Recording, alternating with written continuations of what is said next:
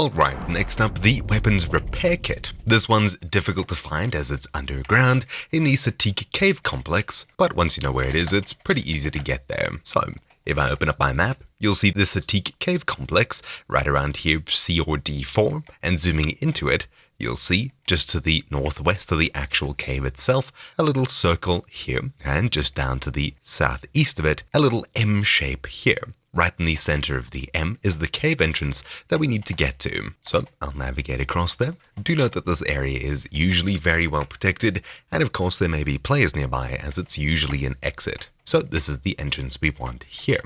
So I'm entering it here, and coming to the right side of it, you'll see this little section of cave, and just inside of it, a toolkit on the table. This is what we want. This is the weapons repair kit.